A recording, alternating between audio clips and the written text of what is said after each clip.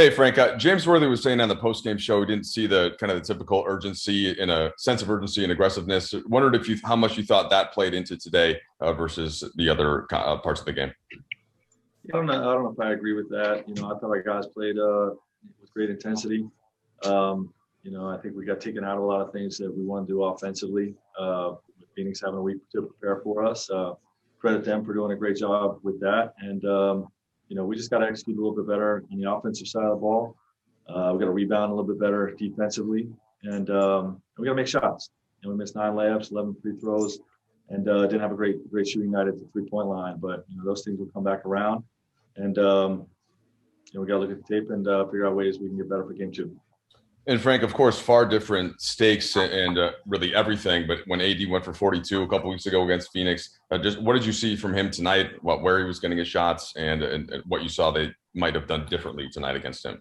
Yeah, well, Phoenix brought a lot more attention to him, obviously because of that game, and they did a great job. Give them credit. They did a good job limiting his touches, and then bringing double teams when he did get it and making things difficult for him. But there's ways we can be better to take advantage of him. And like I said, we'll look at the tape and be better in game 2. Dan? Hey, Frank. You guys were in this almost exact position at the start of the playoffs last year. How much do you think this group can draw from that? Obviously, different teams, different seasons, but is that something you think will come up here in the next day or so? Yeah, I mean, a little bit, but this is a different team.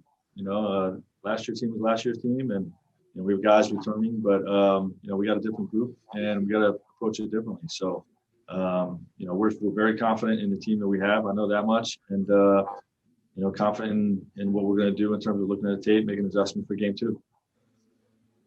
Bill? Frank, what was your view on that kerfuffle that resulted in the ejection and the technical fouls from where you saw it? My view was really aggressive box out, dangerous play. Where Braun was in the air and got undercut. And some guys stood up for him. I guess I didn't see the exact exchange in terms of what happened with the altercation, but that's why they had the video. They look at that and figure out what happened. Kyle? Hey, Frank. Obviously, there was a very tense moment in the second quarter when Chris was injured and down. Did you sense an opportunity there to maybe take some momentum of the game when he was still in the locker room and Phoenix was recovering? And what do you think might have been missed there? Yeah, I mean, the other team's going to be on high alert when they lose a guy like Chris, and we have intent to take advantage of every minute of the game. So, it's not anything where we're going to try to up our intensity when we're playing at maximum intensity anyway. So, I don't know what that exact stretch ended up looking like, but he was back in the game before we knew it, and didn't give it any more thought. Dave? Frank, I think you guys had it at 7 with about 6 minutes to go, and Booker scored a little floater in the lane over Davis, and AD gave a good contest. It was just a really tough bucket. With the skill set that Booker brings, what type of challenge is that for your guys' defense? He dropped 34 tonight. Yeah, he's a scoring machine, and puts a lot of pressure on our defense to cover him in a lot of ways. And when we double team, you got Ayton in there on the glass. You know what I mean? So we didn't do a good enough job. But we hold this team to 99 points again in game 2. I feel good about our chances. We have to score the ball better offensively. Mark? Hey, Frank, to follow on your point about AD getting a lot of defensive attention, what do you think can be done moving forward to counteract that, both from Anthony's end and the team?